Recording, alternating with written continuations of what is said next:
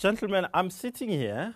I'm looking at all these papers that we have in front of us. Wash First, Blacks, Israel, Life in a Gupta Stan, according to your paper, Philip. Is this country for sale? Is this where we are now, Sthembiso?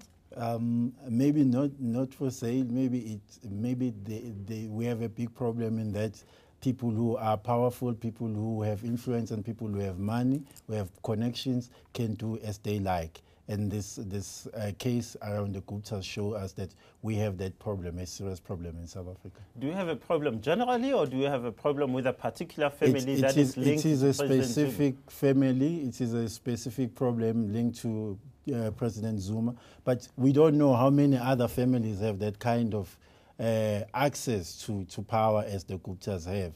The Guptas have been exposed, but it is a problem that is linked to the relationship they seem to enjoy with the high office. I like what you say about the Guptas have been exposed, and I want to come back to that point. Are we a banana republic, Phillip De Wet? That depends entirely on whether the president takes this opportunity to disavow the Guptas. I almost said the Zuptas, which is what we tend to call them around the office.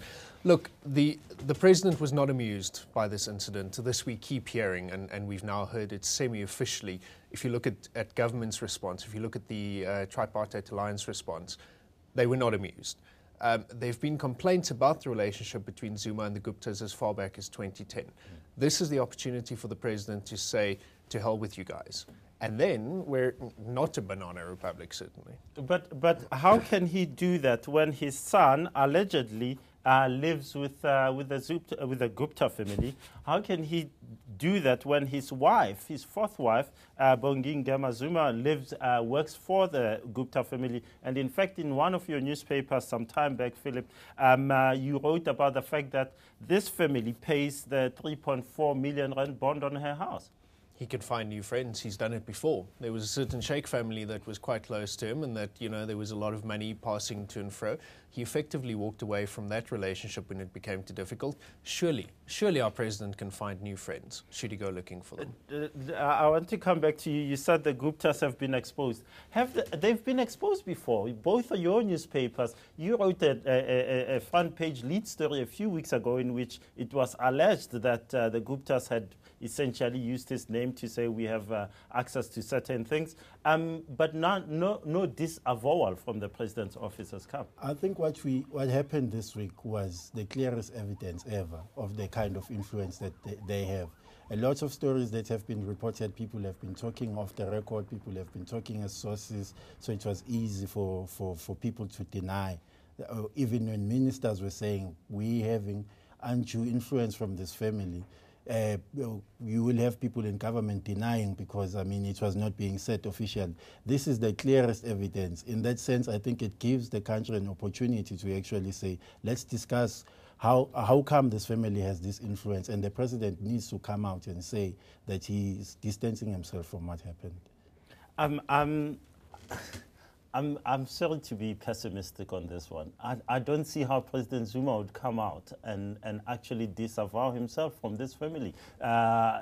It's not the first time I've heard this. Julius Malema, Fikile Mbalula, many people have said this family's influence on not just President Zuma and now in the ANC is too much, and nothing's happened. But I think the level of public anger has never, it has never been at this point where you find it's not just ANC members, it's not just politicians speaking or the media speaking, it's the general public. I mean, the people who marched at Sun City on Friday. It shows you the level of anger. They may have been complaining about specific problems, but I think their biggest anger was over how this family has just treated us like their personal island.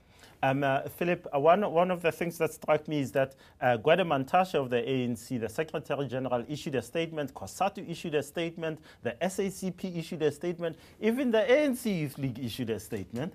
All of them saying this is wrong, this is all that what Sthembiso was saying. Are there implications here for President Zuma as an individual if he doesn't take the kind of action that you say?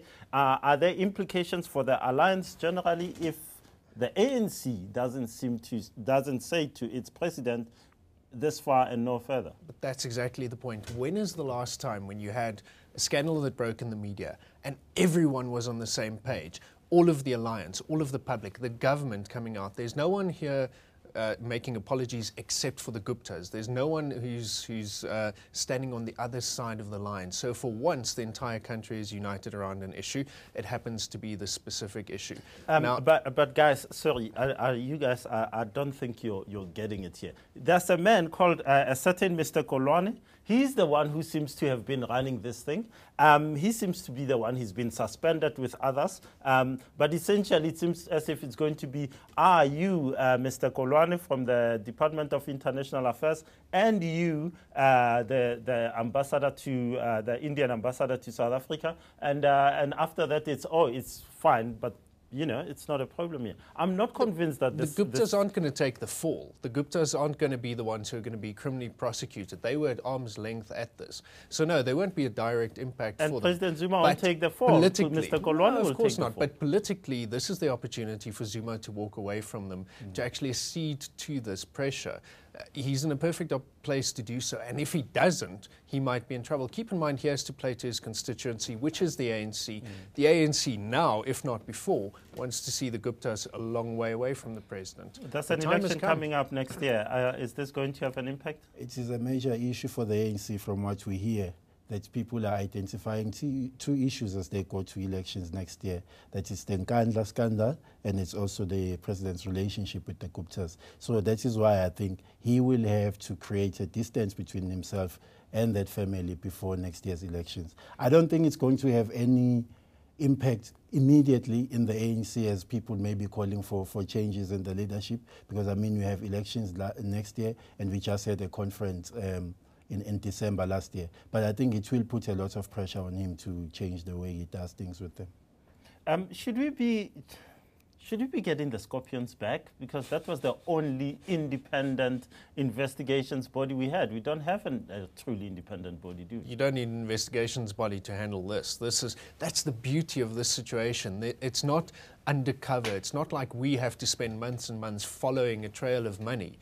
It's very obvious. It's very obvious what happened here. A family with a certain level of arrogance took the power that they had and they misused it in such a blatant fashion that the entire country went, oh, no, hang on for a second.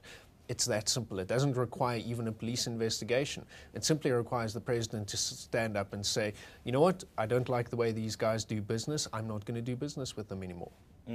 And they might know quite a few things about him that we don't know. Gentlemen, I'm going to steal 30 seconds from my producer. I'm going to ask you a question about Nelson Mandela, the photo opportunity that he had with the ANC at the beginning of the week.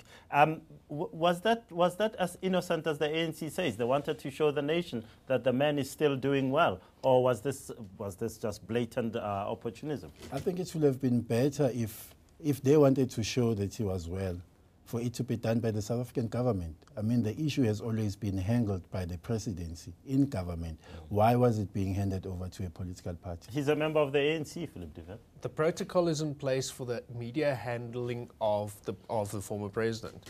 The deal has been struck. How we'll go about covering him to make sure that his privacy isn't invaded. Guess who breaks that protocol? The ANC. Phillip De Wet, Sthembiso Msomi, thanks so much for your time.